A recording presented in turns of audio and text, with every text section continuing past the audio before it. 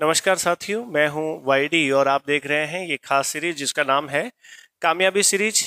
Plus minus की इस channel पर आपका बहुत बहुत स्वागत, बहुत बहुत अभिनंदन है।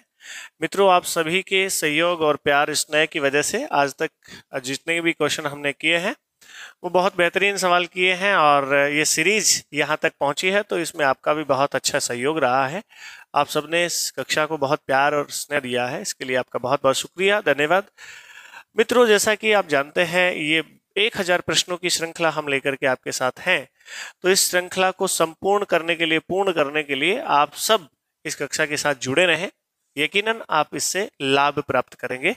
चलिए, तो आज की कक्षा की शुरुआत हम करते हैं। जैसा कि आप जानते हैं, ये क्रम से 11वीं कक्षा है हमारी और आज की कक्षा के लिए पहला सवाल तो हम रखेंगे, लेकिन उससे पहले यदि कक्षाएं आपको ठीक लग रही है, अच्छी लग रही हैं, तो आप शेयर कर दें, लाइक कर दें और कमेंट करना बिल्कुल ना भूलें। यदि कक्षा में आपको कोई इम्प्रूवमेंट चाहिए या कुछ और नया चाहते हैं तो भी आप कमेंट बॉक्स में लिख करके जरूर बता दें, अवश्य बता दें। हम आपकी इस समस्या का समाधान करने की भरपूर कोशिश करेंगे, प्रयास करेंगे। तो चलिए, आज की कक्षा की हम शुरुआत करते हैं कुछ नए प्रश्नों के साथ। उम्मीद कर रहा हूं कि चीजें आपको समझ में आएंगी। देखिए, मेरी कॉपी कहाँ है, मैं कारक है। पहला प्रश्न आपके लिए ये रहा। इसमें कारक पूछा गया है, कारक चिन्ह बताना है आपको और कारक कितने होते हैं, कितने प्रकार के होते हैं, ये सवाल तो आप जानते ही होंगे। हिंदी में दोस्तों 8 कारक होते हैं। 8 कारक होते हैं। कर्ता ने, कर्म को, करण से, संप्रदान के लिए, ये सब 8 कारक होते हैं। उनमें से मेरी में कौन सा कारक है ये बताना है। देखो, तो संबंध के चिन्ह क्या क्या होते हैं। का होता है, के, की, रा, रे, री, ये संबंध के चिन्ह होते हैं। और इनमें देखें कि यहां पर री जो है ये सर्वनाम के साथ जुड़ी है। सर्वनाम कौन सा है सर? सर्वनाम है आपका मैं, और मैं के साथ में री जुड़ा है तो शब्द बना है दोस्तों मेरी। और यहां पर इसका मतलब हुआ कि जो कारक है वो कौन सा है? संबंध कारक है। अपादान कहाँ होता? अपादान जब आपके सामने मान लीजिए होता है इस प्रकार से, आपके सामने आ जाता कि अपादान कारक कौन से में है, तो आप क्या बताते? भैया अपादान है जहां अलग होने का भाव आता है। जहां अलग होने का भाव आता है वहां आप अपादान बताते हैं। जैसे आपके सामने मान लीजिए आ जाए कि हाथ से पेन गिर गया, ये एक वाक्य है। ये एक वाक्य है, हाथ से पेन गिर गया। और यहां पर देखिएगा, हाथ में पहले पेन था और इससे अलग हो चुका है, तो यहां पर से चिन्ह जो है वो अलग होने का भाव दे रहा है, इसलिए यहां पर आएगा अपादान। और दोस्तों देखो, करण है। करण का चिन्ह भी से होता है, लेकिन किस प्रकार से ये काम में आता है देखें। जैसे कलम से लिखता हूं, एक वाक्य मैंने यहां पर दिया है आपको। इसमें यह बताना है आपको कि इसमें कौन सा कारक प्रयुक्त हुआ है। तो कलम साधन के रूप में प्रयुक्त हुआ है, कलम के द्वारा लिखा जाता है या कलम के द्वारा लिखता हूं, तो यहां पर से जो है ये साधन का बोध करा रहा है कि पहले कलम से आप लिख रहे हैं तो कलम साधन हुआ, और यहां पर करण कारक चिन्ह होता है या करण होता है। और कर्ता का जो चिन्ह होता है वो होता है ने। आप जानते ही हैं, कर्ता ने, कार्य को करने वाले को कर्ता कहते हैं, क्रिया संपन्न करने वाले को कर्ता कहते हैं, इसलिए इसका सही उत्तर जो बनेगा वो बनेगा ऑप्शन ए, करेक्ट। अगले सवाल पर आते हैं। आज की कक्षा का ये महत्वपूर्ण सवाल देखें। प्रभु सबका भला करे, प्रभु सबका भला करे, ये अगर वाक्य की दृष्टि से आपको पूछा जाता ना मित्रों कि कौन सा वाक्य है, तो आप कहते ये इच्छार्थक वाक्य है, यानी इच्छा जाहिर की जा रही है कि प्रभु आपका भला करे। लेकिन यहां पर देखें क्या है, मैं कौन सा काल है, यहां पर काल पूछा है भाई। क्या पूछा है? काल पूछा है। तो वर्तमान काल है क्या? अरे वर्तमान काल की बात कहां है? भला कर थोड़ी रहे हैं प्रभु, बाद में करें ऐसी इच्छा है, तो वाक्य तो इच्छार्थक है। और भूतकाल की बात नहीं है, पहले कर चुके हैं क्या? भला नहीं। क्रिया जहां जब संपन्न होती है तो काल वही बताना होता है। सामान्य वर्तमान काल आ गया और ऊपर वर्तमान काल आ गया, दोनों को खारिज कर दो और बचा कौन है? भविष्यत काल। क्या बचा है? भविष्यत काल।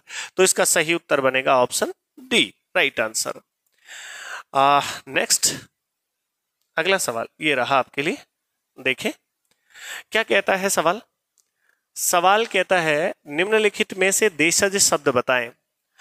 दोस्तों रचना की दृष्टि से, स्रोत की दृष्टि से और अर्थ की दृष्टि से शब्द अलग अलग प्रकार के होते हैं। उनमें से आप देखते हैं स्रोत की दृष्टि से, स्रोत की दृष्टि से शब्दों के भेद तो कौन कौन से होते हैं सुने। एक होता है तत्सम, तत्सम शब्द, एक होता है तद्भव शब्द, एक होता है देशी शब्द, एक होता है विदेशी शब्द और एक होता है दोस्तों आपका संकर शब्द। क्या होता है? संकर शब्द। तो ये शब्द किसके आधार पर? स्रोत के आधार पर, यानी कहां से लिए गए हैं इसके आधार पर शब्द है वो इस प्रकार, इतने प्रकार के होते हैं, तत्सम, तद्भव, देशी, विदेशी और संकर। तत्सम उन शब्दों को कहते हैं जो संस्कृत से सीधे हिंदी में ज्यों के त्यों प्रयुक्त हो रहे हैं। ऐसे शब्दों को संस्कृत में हिंदी में क्या कहा जाता है? तत्सम। जैसे आपके सामने एक शब्द लेता हूं, जैसे कास्ट शब्द है और ये संस्कृत में भी इसी प्रकार से प्रयुक्त होता है। जैसे भ्रमर शब्द है, भ्रमर शब्द है। अब इनका दोनों का अगर तद्भव देखा जाए तो भ्रमर का तो हो जाएगा दोस्तों भमरा और कास्ट का हो जाएगा काठ।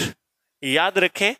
तो ये कास्ट और भ्रमर क्या होते हैं? तत्सम शब्द होते हैं, यानी ज्यों के त्यों हिंदी में प्रयुक्त हो रहे हैं, जैसे संस्कृत में थे वैसे ही हिंदी में प्रयुक्त हो रहे हैं, ऐसे शब्दों को तत्सम कहा जाता है। वे शब्द जो संस्कृत के तो हैं लेकिन हिंदी में रूप परिवर्तित होने के बाद प्रयुक्त होते हैं, जैसे कास्ट संस्कृत का है और उसका रूप बदल करके काठ जब हम लिखते हैं तो यह तद्भव हुआ। भ्रमर संस्कृत का है और इसका रूप बदल करके जब हम भमरा लिखते हैं तो यह इसका तद्भव हो गया है। तो याद रखिए दोस्तों, तत्सम और तद्भव तो इस प्रकार से होते हैं। देशी उन शब्दों को कहते हैं जो हमारे द्वारा गढ़ लिए गए हैं, किसी दूसरी भाषा से नहीं आए हैं, संस्कृत से नहीं आए हैं, जो हिंदी में रूप परिवर्तित करके नहीं काम में लिए गए हैं, सीधा हमारे द्वारा निर्मित शब्दों को हमने क्या कहा? देशी। देश में ही बना लिए गए हैं, ऐसे शब्दों को देशी कहते हैं। और खूब सारे शब्द आपको देखने को मिल जाएंगे देशी। एक होते हैं विदेशी। विदेशी शब्द उन शब्दों को कहते हैं जो आयातित होते हैं। आयातित मतलब क्या हुआ? आयातित वे शब्द जो बाहरी भाषाओं से, दूसरी भाषाओं से आकर के हिंदी में ज्यों के त्यों प्रयुक्त हो रहे हैं। जैसे अंग्रेजी भाषा के कुछ शब्द हिंदी में प्रयुक्त होते हैं, चीनी भाषा के भी कुछ शब्द प्रयुक्त होते हैं। जापानी है, चीनी है, अंग्रेजी है, उर्दू है, फारसी है, अरबी है। इन शब्दों को विदेशी कहा जाता है, माफी चाहता हूं। तो ध्यान रहे वो विदेशी शब्द होते हैं। जैसे आपके सामने चाय शब्द है, ये कौन सी भाषा का है? चीनी भाषा का है। तो ये विदेशी शब्द हुआ। नीचे संकर शब्द, वे शब्द जो दो भाषाओं के शब्दों को मिलाकर के बना दिए गए हैं। दो भाषाओं के शब्दों को मिलाकर बना देने से एक नया शब्द बन गया है, उनको संकर शब्द कहा जाता है। जैसे मैंने कहा रेलगाड़ी, एक शब्द है रेलगाड़ी, तो यहां पर रेल अलग भाषा का शब्द है और गाड़ी अलग भाषा का शब्द है। रेल अंग्रेजी का शब्द है और गाड़ी हिंदी का शब्द है, और अंग्रेजी और हिंदी दोनों को मिलाकर के हमने एक ही शब्द बना दिया दोस्तों, कौन सा? रेलगाड़ी। क्लियर है? तो इसे क्या कहते हैं? ऐसे शब्दों को संकर कहा जाता है। अब यहां पर पूछा क्या गया है? देशज शब्द बताएं। तो डॉक्टर अंग्रेजी का है, विदेशी हो गया भाई। क्या हो गया? विदेशी हो गया। खिड़की ये वास्तव में ही देशज शब्द है, देशज है, हमारे द्वारा बनाया गया है। गवाह ये फारसी का है, फारसी भाषा का है। अग्नि ये तत्सम है, इसका तद्भव रूप होता है आग। क्या होता है मित्रों? आग। इसका तद्भव रूप क्या होता है? आग। तो याद रखें, इसका सही उत्तर बनेगा आपका ऑप्शन बी, खिड़की, राइट आंसर। नेक्स्ट अगले सवाल पर आते हैं। ये रहा अगला सवाल। देखें क्या कहता है। राम ने पक्षी देखा, कारक बताएं। कारक कौन सा है भैया? राम ने पक्षी देखा तो देखने वाला राम ही तो है, तो कर्ता ने, ये रहा सीधा उत्तर पड़ा है आपके लिए। तो ये रहा ऑप्शन बी इसका सही आंसर। कर्म का चिन्ह होता को, इसका चिन्ह होता है ने, और संप्रदान का चिन्ह होता है के लिए, के लिए, और अधिकरण में या पर के रूप में प्रयुक्त होता है, आधार के रूप में प्रयुक्त होता है। क्लियर है दोस्तों? चलिए नेक्स्ट अगले सवाल पर चलते हैं। अगला सवाल ये रहा आपके लिए। देखें क्या कहते हैं, वे अभी पढ़ते ही होंगे वाक्य में कौन सा काल है? काल पूछा है ना, काल पूछा है, कौन सा काल है? वे अभी पढ़ते ही होंगे। तो आप आंसर करें भाई, भविष्यत काल है क्या? नहीं, इसका तो बनेगा पढ़ेगा, बाद में पढ़ेगा, बाद में क्रिया होगी तो भविष्यत काल है। वर्तमान काल ये सही हो सकता है। भूतकाल पहले पढ़ता था क्या? पढ़ता था, ये बनेगा। इसका अपूर्ण का बनेगा पढ़ रहा था, पढ़ रहा था, ऐसा नहीं है तो फिर इसका सही उत्तर क्या बनेगा? Option B right answer. Clear है दोस्तों? चलिए नेक्स्ट आगे बढ़ते हैं। अगला सवाल ये रहा आपके लिए, क्या कहता है देखिए, काफी दिनों से भेंट नहीं हुई, में विशेषण का प्रकार बताएं।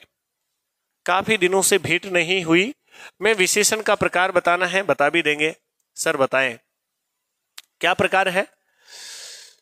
दिन काउंटेबल नाउन है, गिनने योग्य संज्ञा है, हाँ कि ना? काउंटेबल गिनने योग्य संज्ञा है, हाँ बिल्कुल सही बात है कि दिनों को गिना जा सकता है। और गिनने योग्य संज्ञाओं के साथ कौन से विशेषण प्रयुक्त होते हैं दोस्तों? वो होते हैं संख्यावाचक। कौन से होते हैं? संख्यावाचक। अब संख्यावाचक दो प्रकार के होते हैं। पहला कौन सा होता है? निश्चित संख्यावाचक, निश्चित संख्यावाचक, और अनिश्चित संख्यावाचक, अनिश्चित संख्यावाचक। तो यहां पर देखें, निश्चित बात है क्या?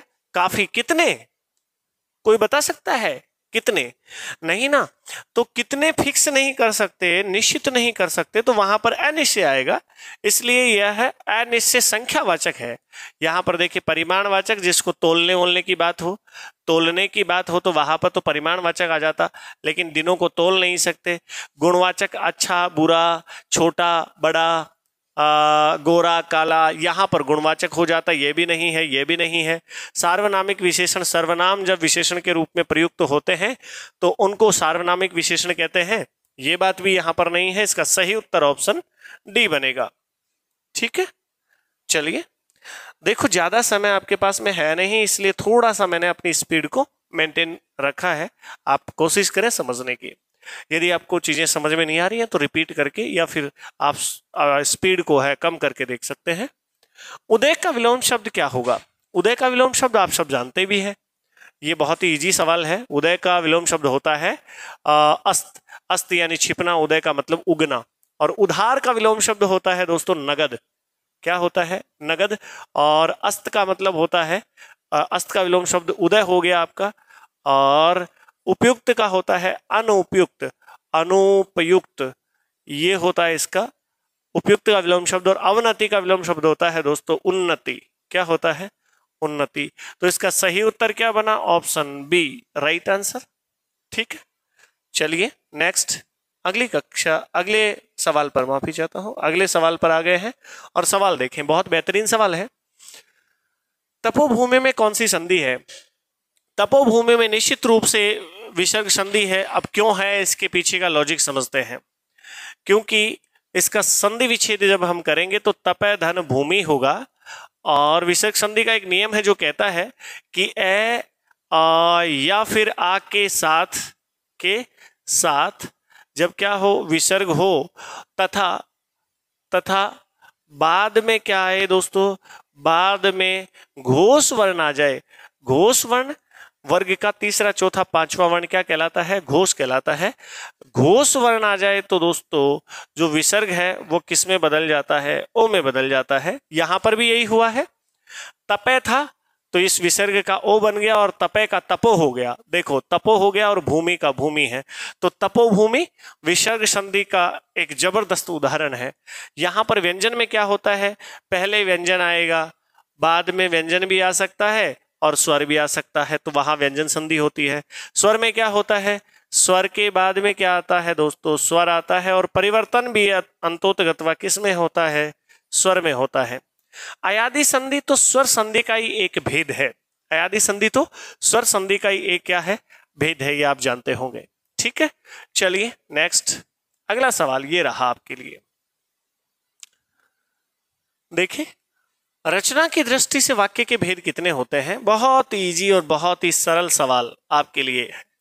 रचना की दृष्टि से तीन प्रकार के वाक्य होते हैं। एक होता है दोस्तों आपका सरल वाक्य, दूसरा होता है आपका संयुक्त वाक्य, और एक होता है आपका मिश्र या मिश्रित वाक्य। हाँ कि ना दोस्तों, या फिर मिश्रित भी कहा जाता है इसे, मिश्रित वाक्य। ठीक है, तो रचना की दृष्टि से तीन प्रकार के होते हैं, लेकिन अर्थ के आधार पर वाक्यों के भेद पूछे जाए अर्थ की दृष्टि से, तो आप इसका उत्तर बताएंगे 8 प्रकार के होते हैं। क्लियर है कि नहीं है?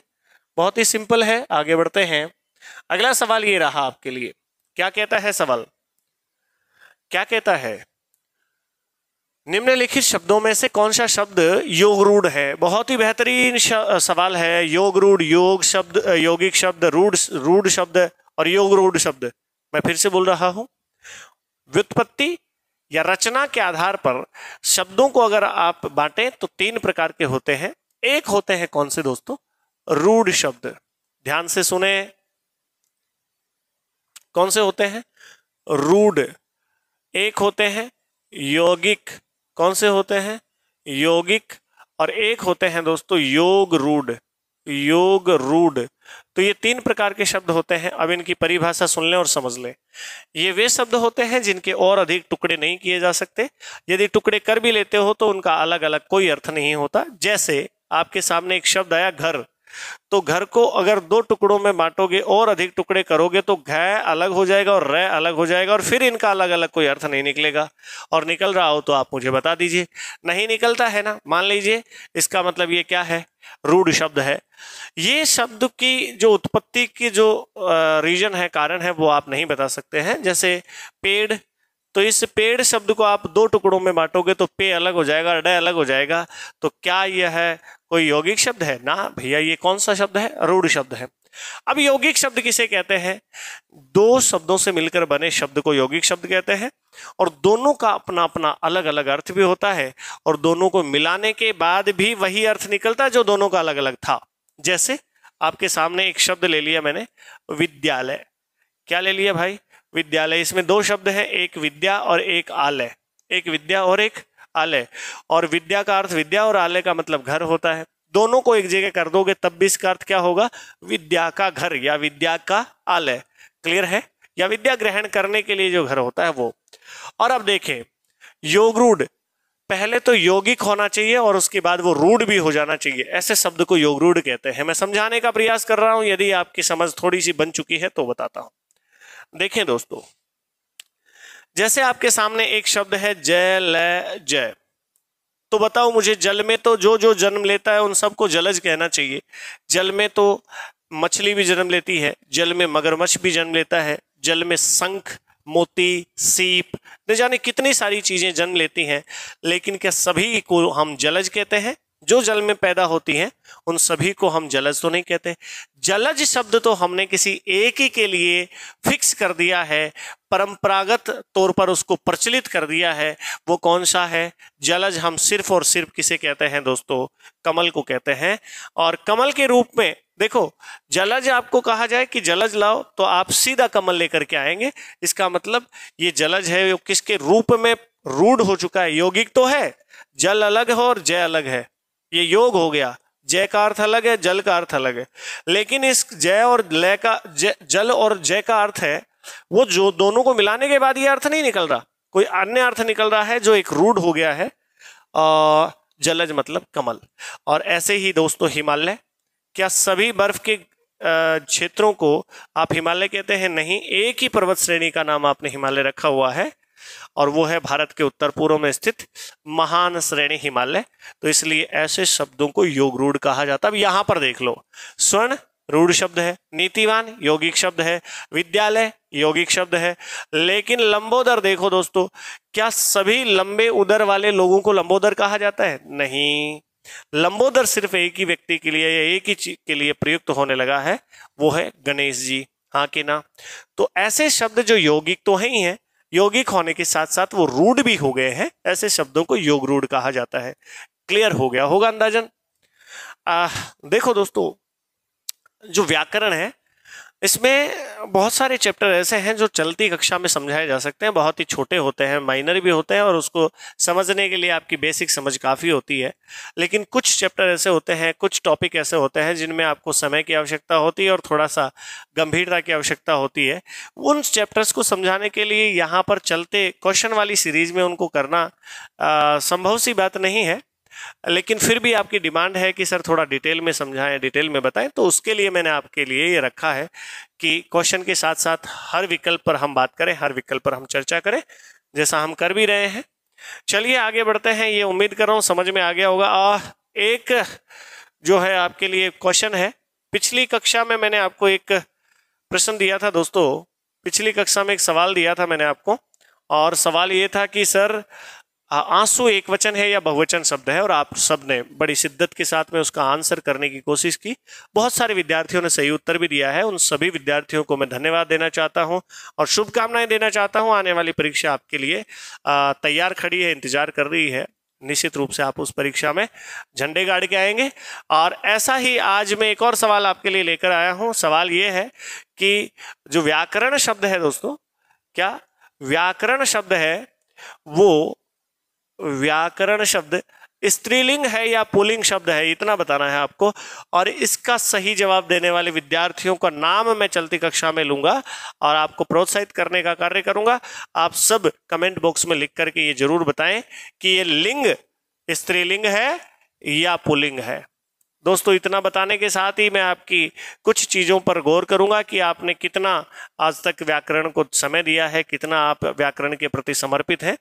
अगर आपका सही उत्तर निकला तो आप हो सकता है पारितोषित या इनाम भी आपको मिले, तो आप जरूर बताएं। चले अगले सवाल पर चलते हैं। अगला सवाल ये रहा आपके लिए, देखिए दर्पण का पर्यायवाची क्या होगा। बहुत आसान है, ये सवाल तो पूछा ही नहीं जाना चाहिए था। एग्जामिनर भाई इतना हल्के में लिया है क्या हमें? हाँ, ये आईना है दोस्तों, ये क्या है? आईना है। और द्वार का मतलब घर होता है, दुर्गम का मतलब जहां जाना मुश्किल, और दम्भ का मतलब घमंड होता है। इसका सही उत्तर बनेगा option B, right answer. Clear है? चले नेक्स्ट, अगला सवाल ये रहा आपके लिए। देखें क्या है सवाल, क्या कहता है।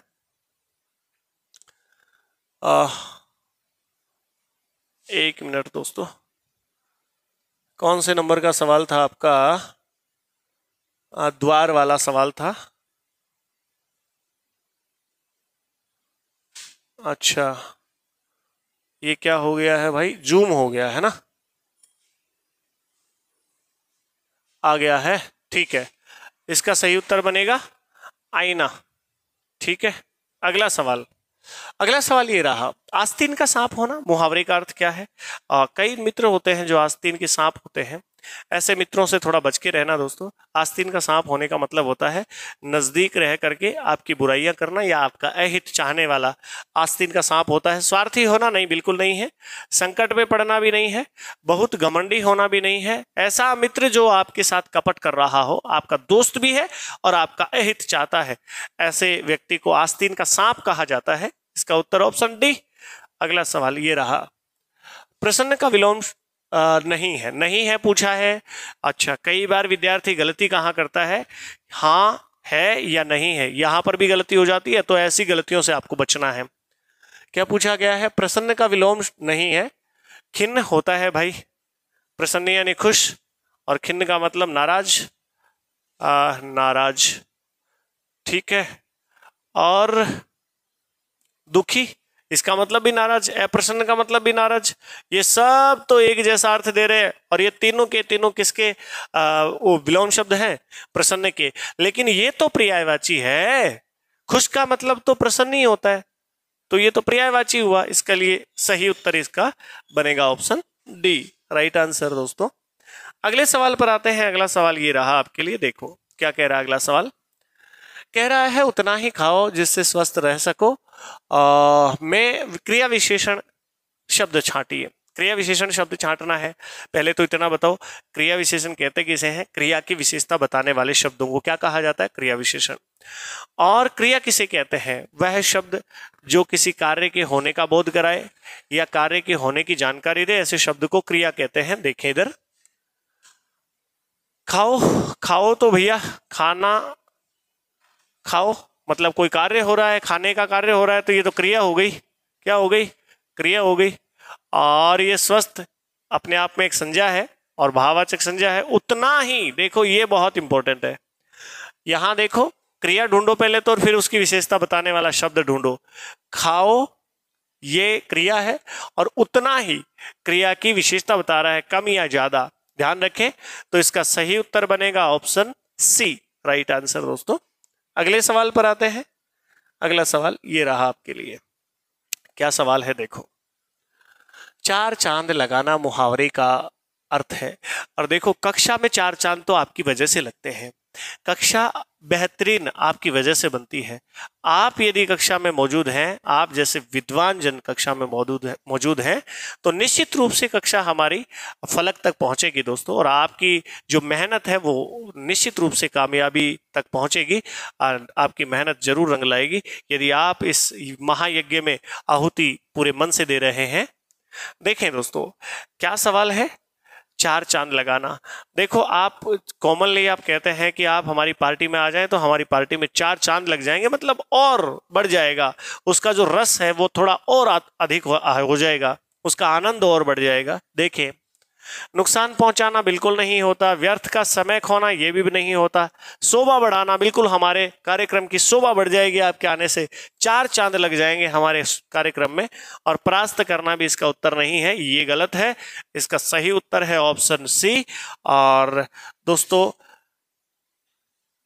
इसी के साथ आज की कक्षा को हम यहाँ पर संपूर्ण करते हैं। आज की कक्षा में आपने, उम्मीद कर रहा हूँ, ठीक ठीक सीखा होगा, समझा होगा। और कक्षाएं आपके लिए लेकर आऊँ, इसके लिए आप प्रोत्साहित करें, आप चैनल को लाइक करें, सब्सक्राइब करें और आने वाली कक्षाओं के लिए आप तत्पर रहें। जैसे ही कक्षा आती है आप जरूर इसे देख लें, पिछली कक्षाओं को भी आप देख लें, ताकि आपको नई कक्षाओं को देखने में और समझने में आसानी हो।